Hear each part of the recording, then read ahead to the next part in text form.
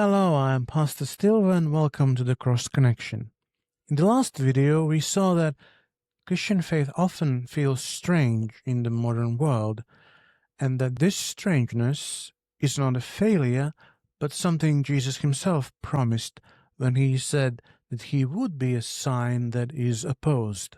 Today, I want to ask a sharper question that follows directly from that. If Christian faith always feels out of place, what exactly is it out of place with? Most of the time, the answer comes automatically. We say something like, oh, the world, modern society, our culture, or our context. And we speak about these things as if they were solid, obvious, and clearly defined. We assume that this is the stable reality and that faith is what struggles to keep up. But that assumption deserves far more scrutiny than it usually gets. So here's the problem. The world we are supposed to fit into never stays still. What was unthinkable a decade ago is normal today. What was celebrated recently is now suspect. And what feels self-evident right now will almost certainly feel naive or even embarrassing in a few years' time. So if everything keeps shifting this quickly, we need to ask a very basic question. What exactly are we asking the Christian faith to adopt to? Well, the scripture approaches reality from a completely different direction. We see there that God does not wait for a stable cultural framework and then decide how to speak within it. He speaks first. He speaks, into fear, into confusion, into sin, into societies that already believe they understand how the world works. And when God speaks, it is not the word that adjusts to reality. It is reality that is disrupted. In that sense, the public ministry of Christ itself was a disruption of the old way of seeing the world and the beginning of a new one. This is why Christian faith has never fully settled into any culture. Not because cultures are evil in themselves, but because every culture resists having its deepest assumptions exposed. God's law does that exposing work. It names sin honestly, it unmasks false security, it tells the truth about power, pride, fear, and self-justification. And yes, we love that one in particular, the self-justification. But then, and this is the surprise, the gospel does what no culture ever expects. It forgives what the law has exposed, it restores what the law has accused, and it gives life where the law has spoken death.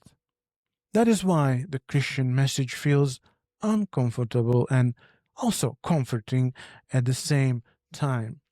Uncomfortable because it refuses to bow to the idols of the human heart. Comforting because it refuses to leave us condemned by the truth. But this is where confusion quite often enters.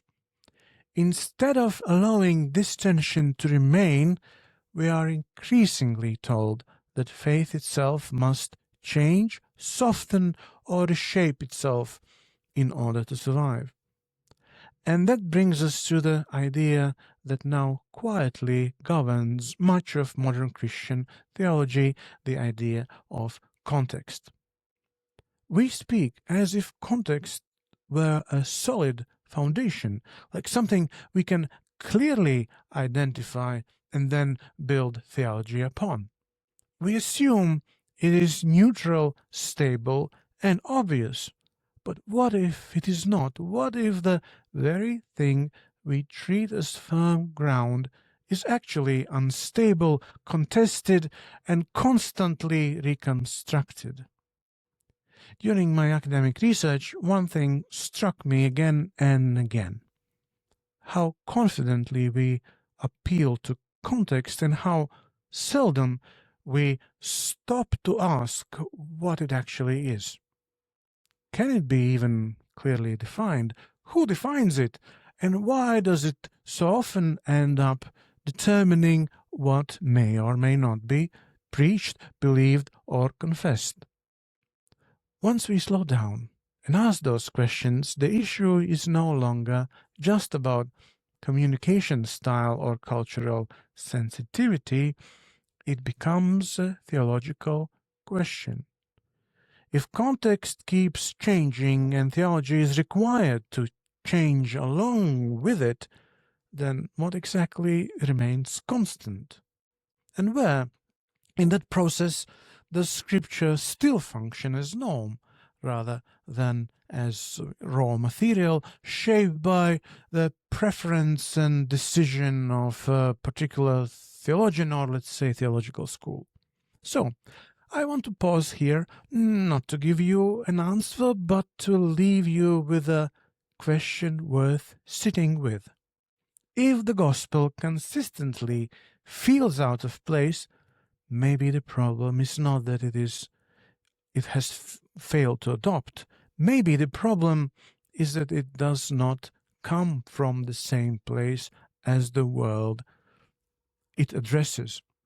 So next time, I want to take this further and look carefully at what we really mean when we talk about context itself, whether it can truly be defined, and what happens to theology when something vague and undefined begins to function as its foundation.